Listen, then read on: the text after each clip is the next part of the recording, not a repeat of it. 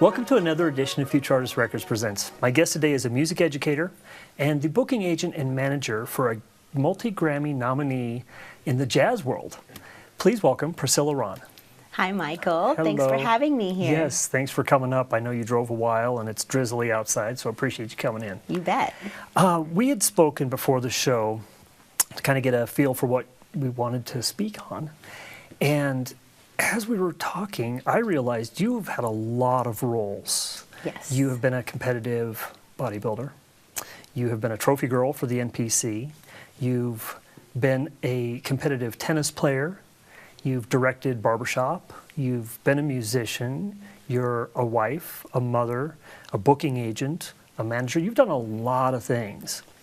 And the more we talked, the more came out that you've got certain things that help you with this, no matter what it is, whether it's being a musician or a manager or a mother.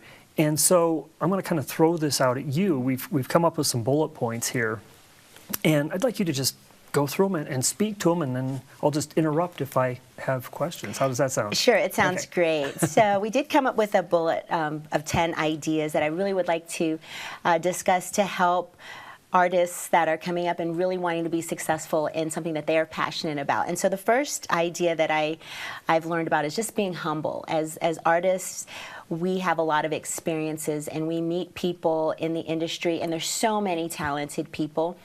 But I've noticed that the most successful people tend to be the most humble, and then those that are still trying to make it tend to be more self-serving and arrogant, and forgetting that everybody's working really hard to do well and to approach things in a way that you don't act like you're better than somebody else, or that you're more successful, because you rely on these relationships in order to be successful. Do you think that the difference between the humility of someone who has a lot of experience and kind of the ego of the folks that are moving up is because of the perception of how the industry works, and not realizing that there's always going to be somebody better, no matter how good you get? Sure. I mean, there are successful artists who are arrogant and have huge egos. And I think even as musicians, there is a healthy amount of ego, because you're putting yourself out there on stage. Yeah. There's a difference between being confident and really pumping yourself up and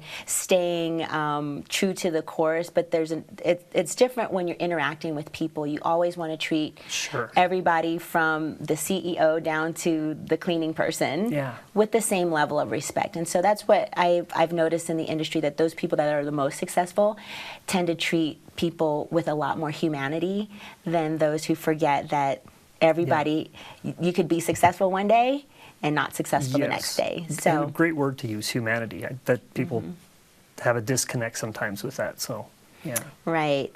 And so that ties into my next bullet point of just having a high level of integrity and being principled.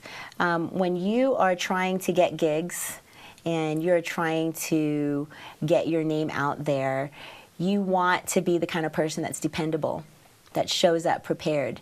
And a lot of artists are not performing by themselves, they're performing with a band. And so you're having to ask 5 or 6 other people to be at the same level you are with integrity, showing up to rehearsal prepared, showing up on time, treating everybody else around them with integrity. Even on the set today, there's so many other people behind the scenes.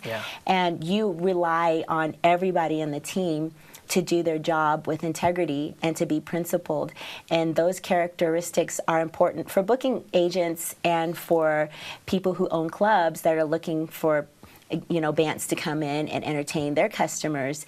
So there's so many different layers of interaction that's necessary to have integrity. And as a booking agent, I'm an extension of the artist. It's not just that we're separate people. When they interact with me, when a club interacts with me, they're basically interacting with Darren Rahn. And so, and anybody who knows Darren knows that he's very sweet, he's very kind, he's very generous, and I can't be just like, here are my demands, because then they won't want to book the artist. So those are things that people need to remember, is just be kind to people, have integrity, do your job, and be truthful and honest. How does that work because you've got a stage persona and then you've got your real life, and they aren't always the same, but they have to tie together. So when you're talking about integrity, does that stop when your stage persona takes over, do you think? Does it take a back seat to it? How does that work? No, because on stage you're in entertainment mode, but you also, like I said, you have the band behind you, and if you're a solo artist, you want to give love to your band. Right. And when you're promoting the show, what's on your poster? Is it just you as the artist, or do you promote your band members that are backing you up on your Facebook post or Instagram post? Are you also talking about, hey, I've got this killer band that's going to be backing me up? So it's not just about what we see, and there is not a separation. You can be entertaining but still have a high level of integrity. Gotcha. Acknowledge the sound guy, acknowledge the club owner, acknowledge all of the people that made it happen, because they're the ones that are going to continue to have you back. Yeah, I think that's something that's important to look at and understand, because I think a lot of people look at the business side and the entertainment side, and they draw a line between them. Right. And when they're not doing their business, they're being the entertainer. Right. And when they're, and vice versa. So, being able to tie those together so it stays fluid.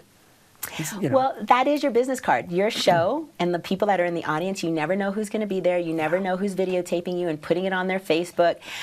So that is your business card. And when booking agents are looking for new acts and they happen to come across a video that someone posted of you and they see a little bit of your persona, they go, yeah, that's someone that's high class that I don't have to worry about booking. Sure. And the reputation that you build. So you always have to keep that in mind. Yeah. That you're booking your next show at your current show.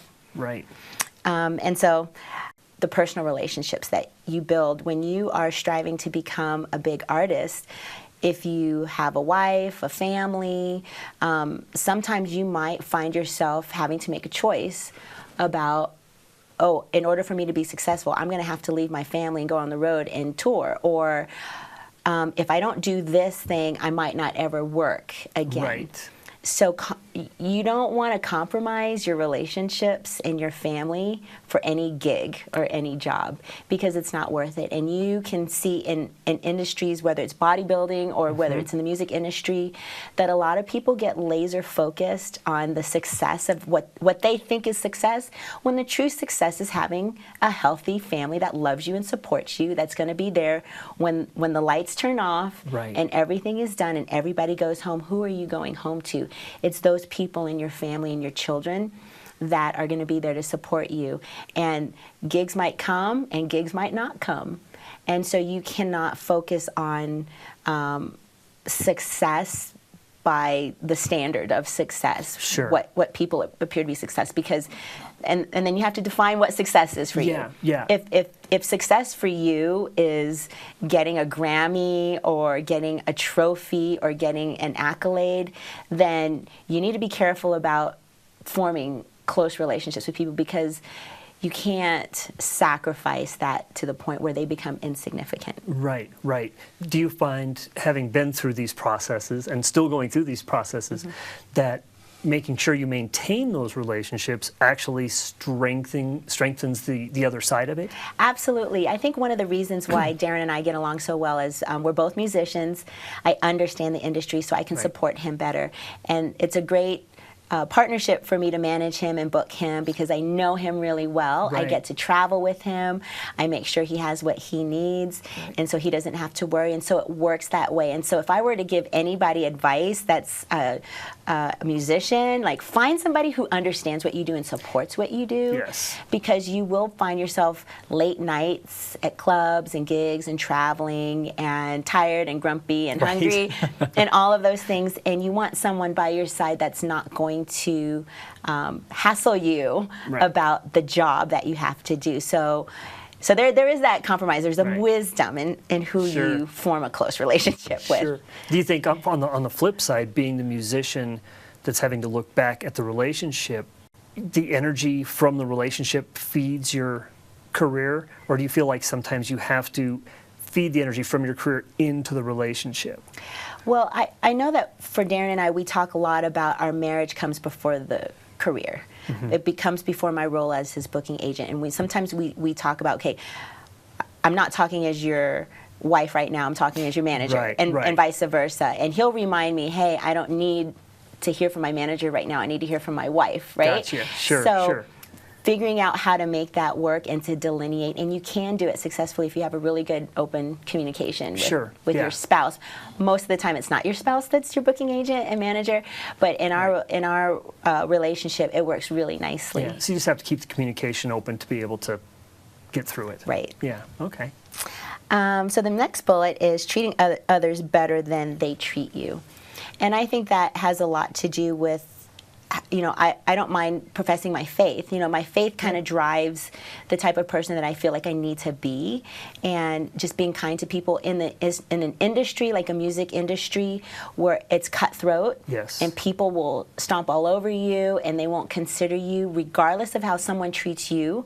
You always treat them with high integrity, because you never know, they might mature, they might change, they might look at you and go, wow, they're successful and they don't have to be rude or disrespectful or have lack of integrity and all of those things. And so we have to model what we want our world to be like and what we want the industry to look like. So we work really hard at assuming positive intent when people do things, or just saying, you know what, maybe they're just not there yet in their lives, or maybe they need a mentor. Right. And so we work with everybody until we find like maybe we need to separate ourselves from this relationship, and that's okay. Sure, you don't have to be rude about it, and you don't have to talk about people, but I think there is some wisdom in just making sure you carry yourself with integrity so that nobody has anything negative to say about you. Right. Well, and the importance of, when you're in entertainment, a lot of people think about themselves and think about what they're trying to achieve. And I think that, most of them understand that people look up to them, but I don't know that they always understand the impact of that.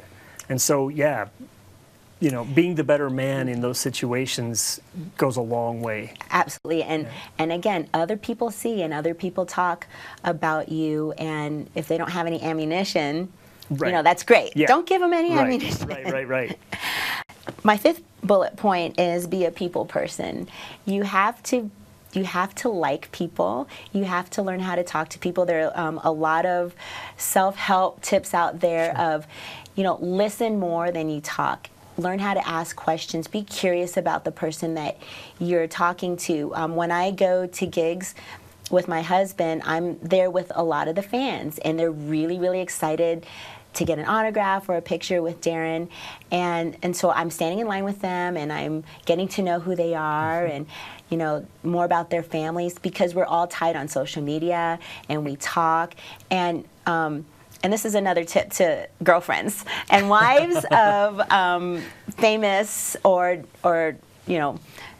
however famous of a musician your guy is that you can't get jealous of fans. There's beautiful women that come to gigs and they come to shows, and some of them can be disrespectful, but most of the time they're just sincere jazz lovers or music lovers, and they're non-threatening. And I think it's really great for them to feel relaxed and say, oh, okay, this is the spouse of the artist. I don't have to worry about going up to someone that I admire and asking for an autograph. It's like, you know what I mean? Because there's all of these dynamics. So you have to learn how to navigate through fame, popularity. People want to know personal things about you, and that's just a natural course. That's a challenge too, isn't it? Because you don't want them to invade, but you want to invite them in. Exactly. And I'm guessing as well, I know this is true for me, even not being on the stage, being a people person is not always easy. It's not. Especially if you've had a long day, you're on tour, you haven't eaten, maybe the show didn't go the way you wanted it to. And then you have to go out and be nice and supportive and hold your character in front of these folks. Absolutely. So, it takes practice, but you can do it. Keep a smile on your face, be kind and polite, just breathe, and respond to emails. We get so many emails and inquiries. You have to respond to everybody in a timely manner. And so those relationship building things and being a people person, because that's how, it's our career, it's how we pay the bills, right? Right. So you have to remember to treat people with respect. Now, Now, in a band situation, coming from a manager perspective, I've noticed that most bands have specific people that do specific jobs. Do you think that that's the best way to do it when you're dealing with fans, or do you think everyone should be involved?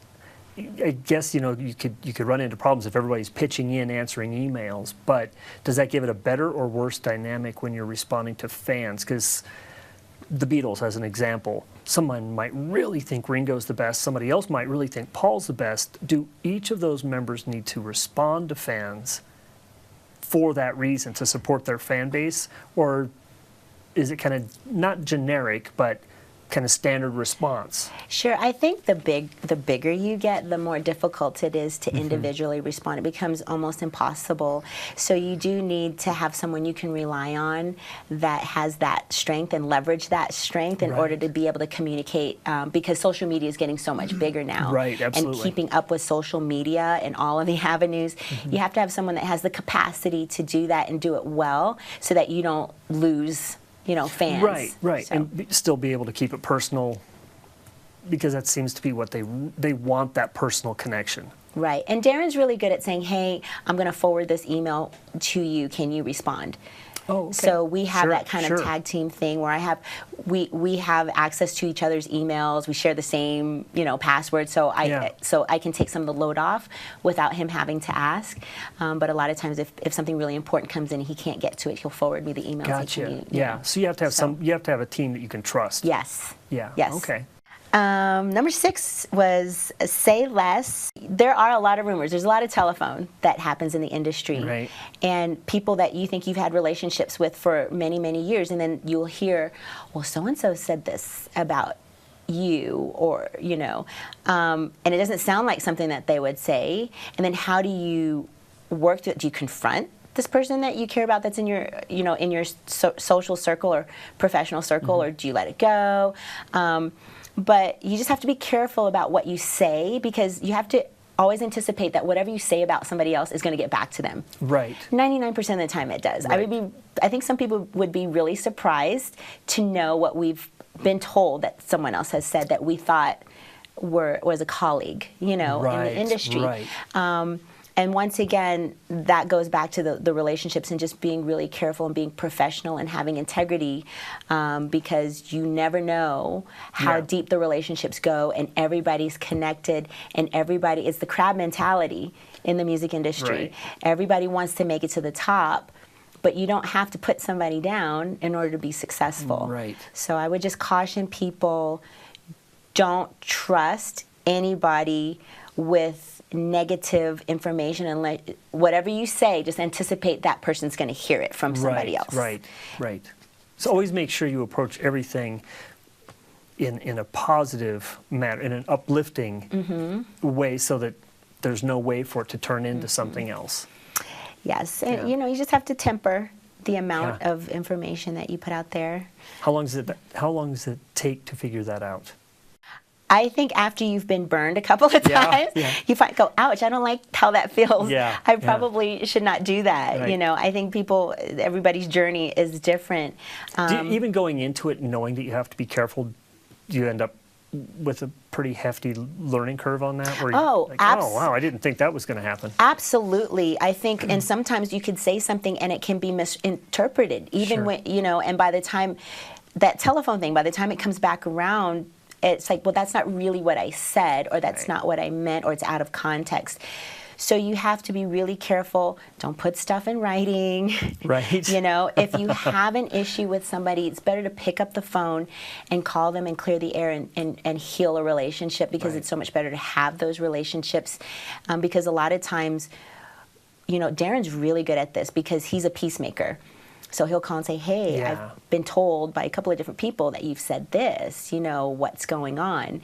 And just confronted that person, and either they can receive that and heal the relationship, or they don't, and then where you stand with someone. Right. So, but I just think that we can do better in general as a community of just not talking badly about people. Yeah, I completely agree. It's one of the things that we've talked about on a lot of our shows is always be there to make it beneficial for everybody. You know, nobody gets kicked to the curb, nobody gets left out. Lift everybody up because everybody wants to win. Right. And that way everybody can win. Everybody can win. Yeah. Yeah. Yeah. My seventh bullet is build a high capacity for work. When you are trying to be successful and working really hard, you're going to have to put in a lot of grunt work at the beginning.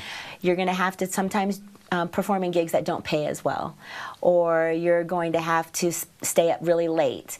You're going to have to pay for your own promotion. You're going to have to do whatever you can in order to get your name out there, and that's good because a lot of people can't afford a manager or a booking agent at first, or really high glossy, marketing paraphernalia, right? So you're going to have to build a high capacity for doing a lot of behind the scenes work, but then also going on stage and performing. And so, that's hours and hours a week to start to get your name out there. I think most artists know that it's not a 40-hour-a-week job. It's not, you don't get weekends off and whatever. But I think a lot of them, even knowing that going into it, don't realize actually this is a 24/7 job, and sometimes I'll get a break and sometimes I won't. Yeah, very few people have been discovered and shot straight to the top. Right. So most people have to grind and grunt and do a lot of work in order to be successful. And do you feel like that work includes knowing every aspect of what you're trying to do? I think you should. And thank goodness for internet and Google. You can read a lot of free information. You can find a lot of YouTube videos that talk about the business side. And there's a lot of great advice out there. So it takes time then to research and ask questions and talk to, I think the best thing is to talk to club managers. Interesting. Because they're the ones that get so many inquiries from bands and booking agents and ask, how do you pick who you're going to bring in? How do you decide what you're going to pay? And then look at their bills and look and see, when I say bills, look at who they're bringing in on their, some people might misinterpret that. Get the lingo right. Get the lingo right.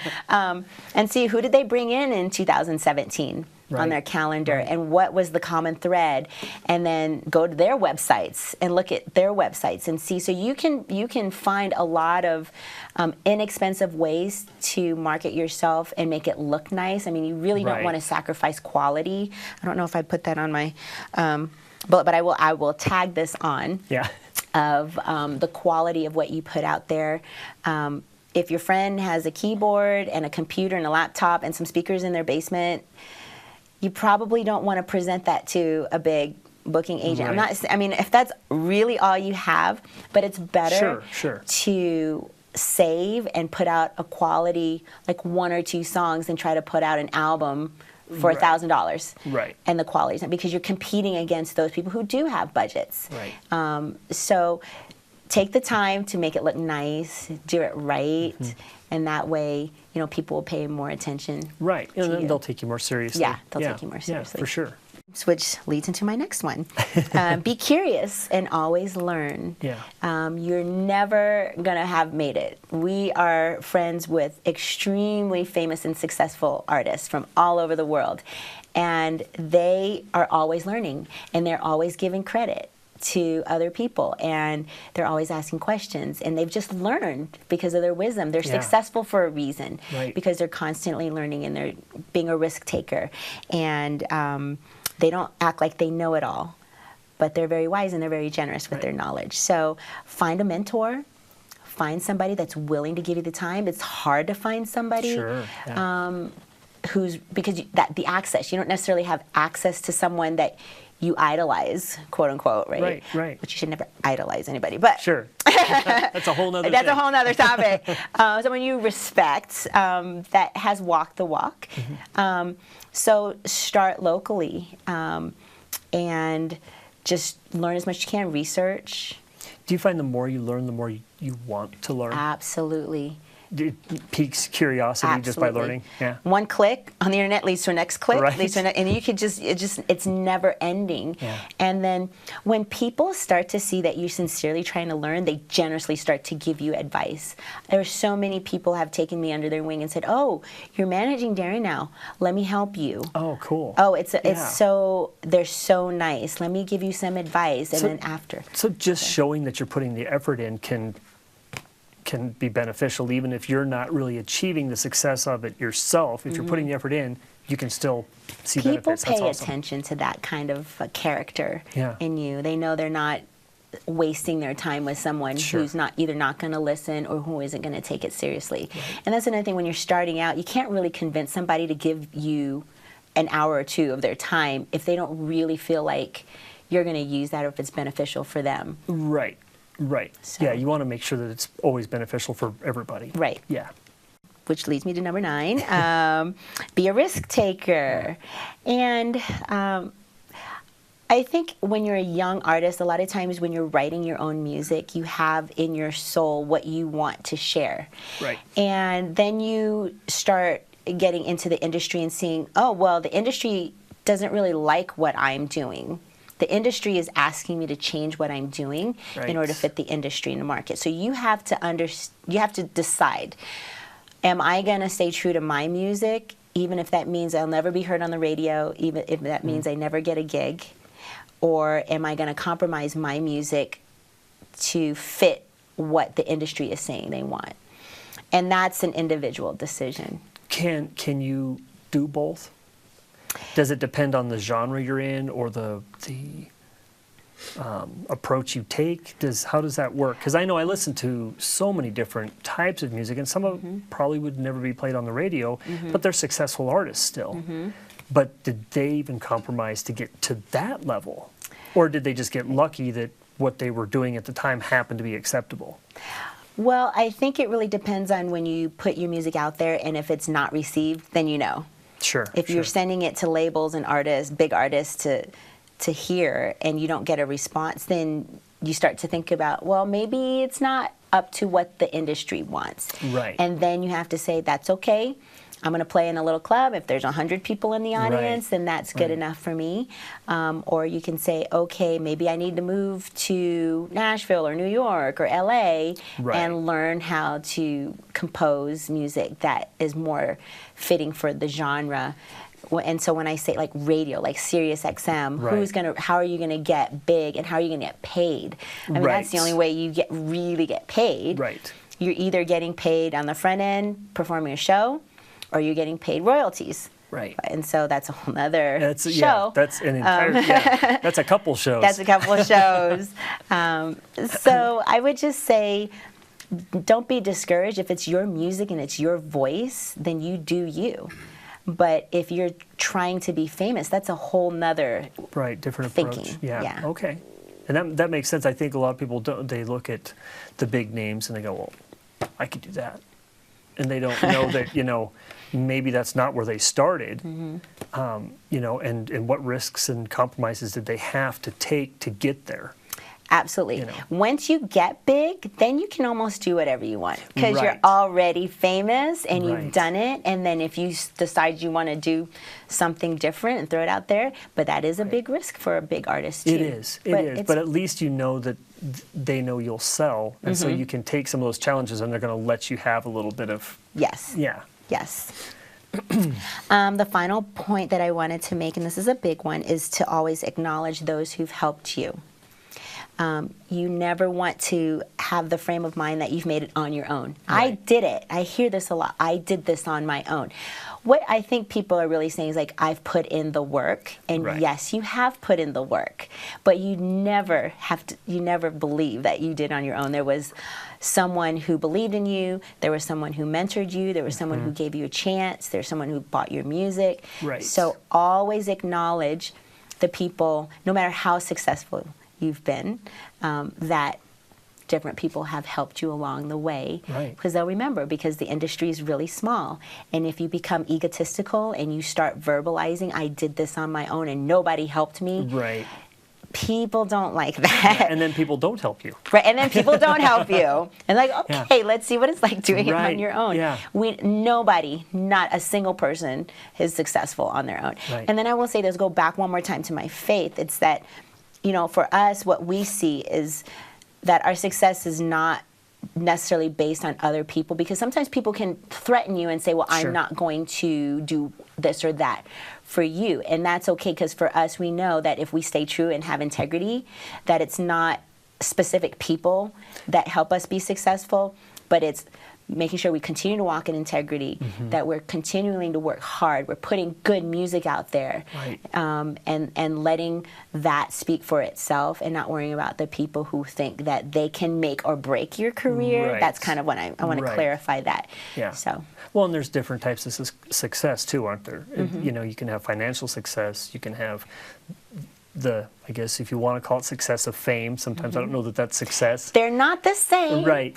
Being rich Yeah. and being famous are not the Right. same thing. And then there's success that you just have within yourself that says, hey, I had a goal and I achieved that goal. Absolutely.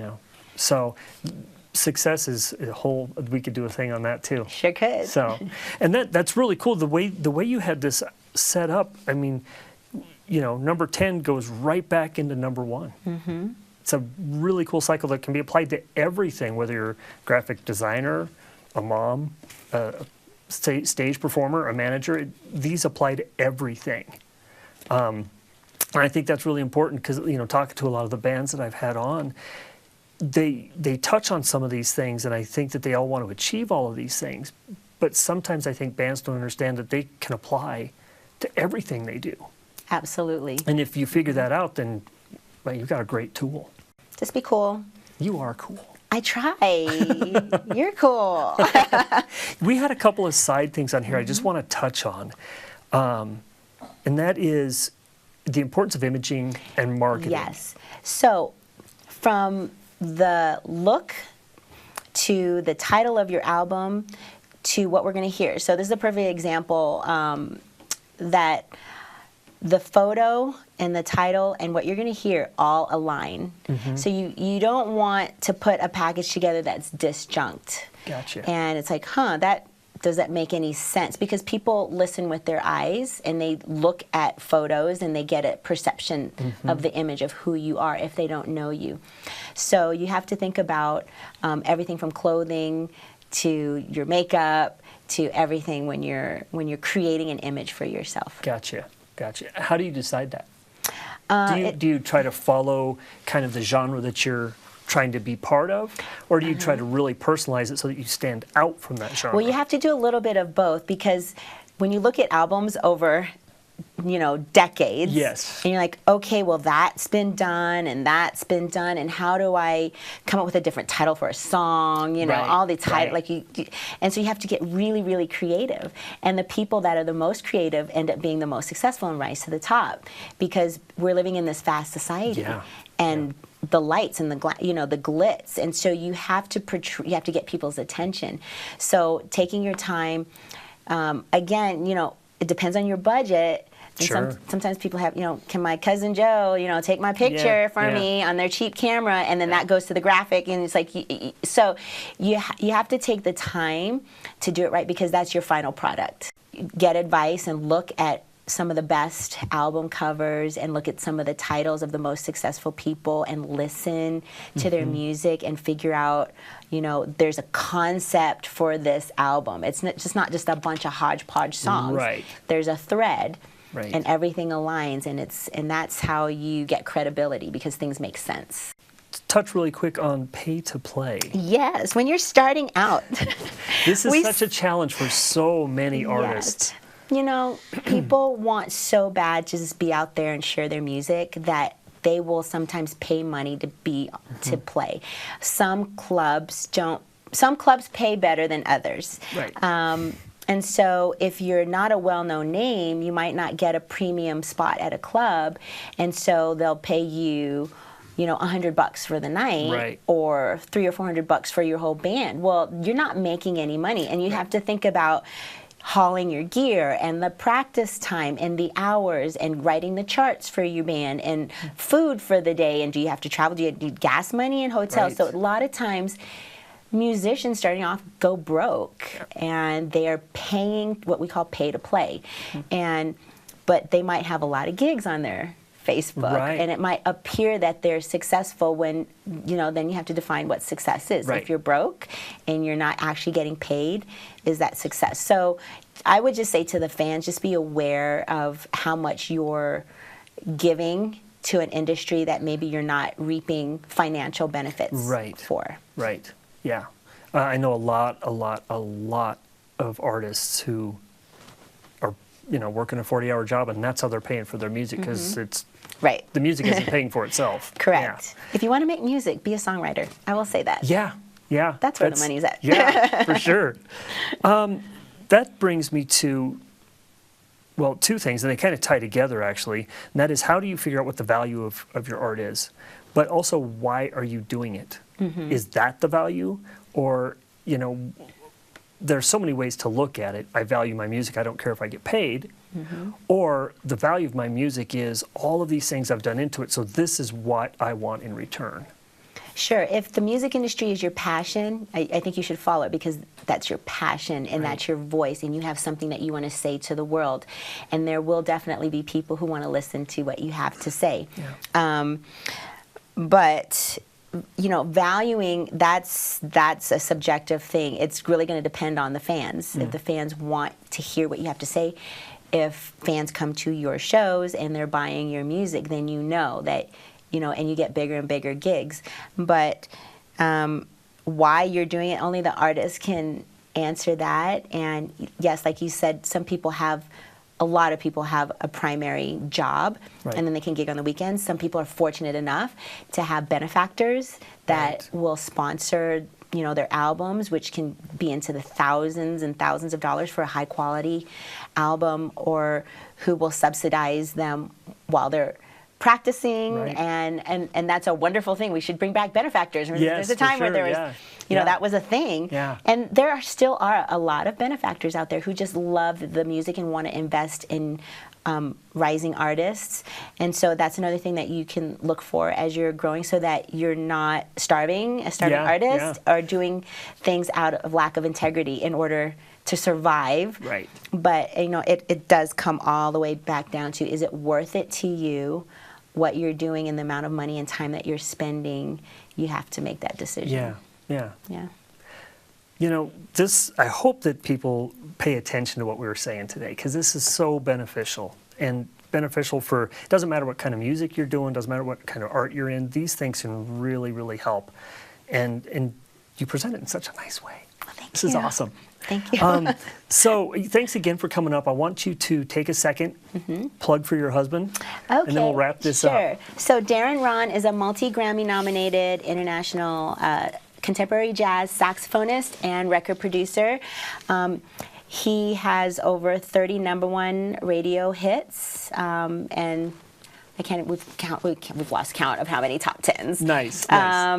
So you can inquire about Darren Rahn for production or for performing on his website at www.darrenrahn.com. That's DARRENRAHN.com. His 5th solo album, Sonic Boom, came out in 2016 and went #1 on the Billboard. And he also had the 2016 Song of the Year, which we're really excited about. And then he just came out with, on his own record label, Side 2 Records. And if you know anything about back in the day when we had records, all the good music was on the second side. So we call it Side 2 Records. And he just came out with this inspirational album, Hymns from the Heart, some of his most favorite hymns. It's very peaceful. You can meditate to this. But Sonic Boom, you can listen to his music on iTunes, Amazon, YouTube, Pandora, Sirius XM, Watercolors 66, anywhere you can find us. And we're going to have to get him in as well. Absolutely. We'll get him in. Awesome. Thanks again. Thank you. Thanks for watching this edition of Futurartist Records Presents. I hope you got some good stuff out of this. Take notes, get your pencil, get your paper, get your phone, whatever you use. Make sure you like and share. Make sure you look into Darren. and what he's doing. And make sure you subscribe to this program, and hope you enjoyed it. I'm Michael Hartsock. Thanks for watching Futurartist Records Presents.